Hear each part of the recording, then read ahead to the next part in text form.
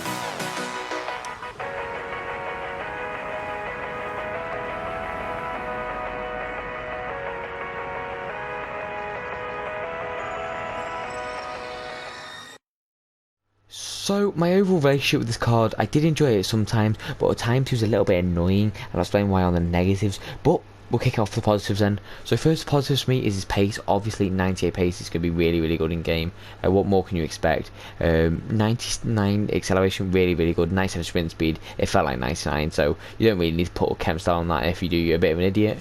Next up is the attack positioning. Attack positioning is very good. His awareness inside the box was very good to get into the right position, so I could like double X in the ball or something like that. Very nice for him.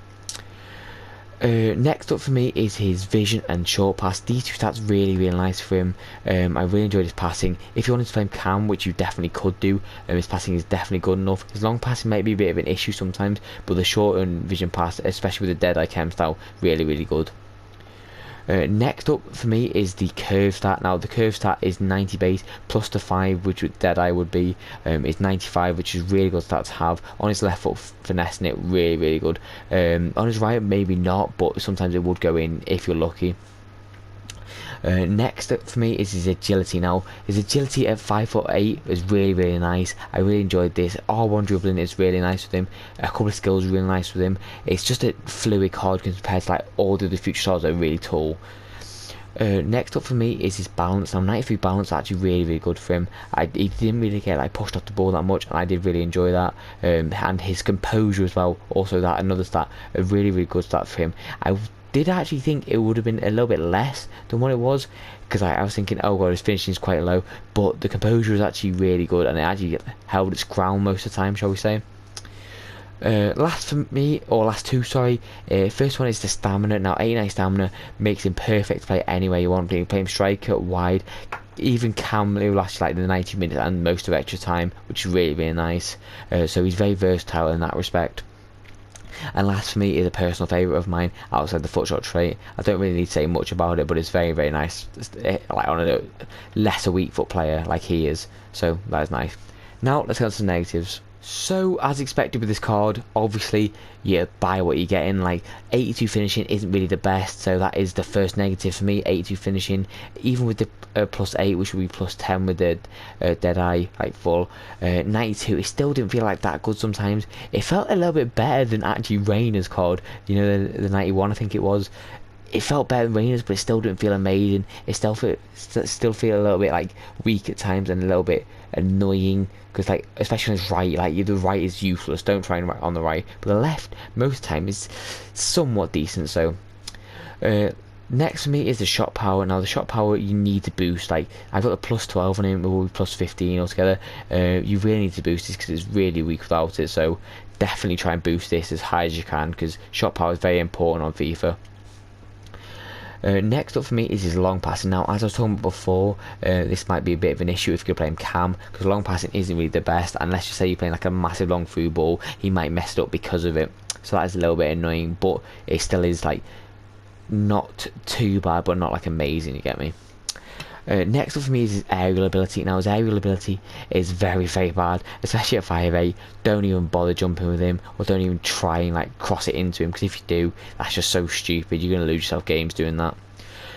Last for me is his strength. Now obviously being 5'8" again, his strength isn't going to be good. Like he's not going to be like a Bergwijn kind of player, so his strength very weak. Don't try and hold him off with anyone, just try and do some skills, try and run with the ball. He's a very agile and like nimble player, but like just don't try and run with him like that, like trying to strengthen him. But that's all for the natives. Now let's get to the overall score.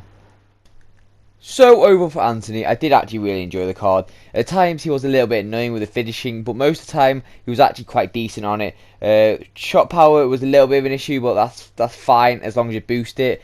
Overall score for him then, I'm going to give him a 8.7. I think that's more than justified for him. He's a little bit expensive for what he actually is right now, but I would say once he goes down to like 600k, highly recommend you pick him up. He's a good card as long as you can fit him in. But I've got nothing more to say, so I hope you've enjoyed the video. Please like, subscribe, and I'll see you on the next one. Peace out, guys.